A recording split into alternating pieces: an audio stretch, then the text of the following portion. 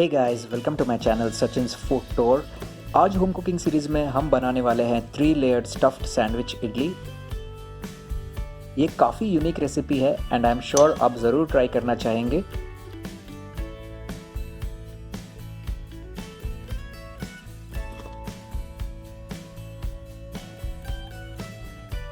इस वीडियो में हमने इडली बैटर बनाने का आसान तरीका और स्टफिंग में आलू सब्जी और ग्रीन चटनी यानी धनिया और पुदीने की चटनी की रेसिपी बताई है।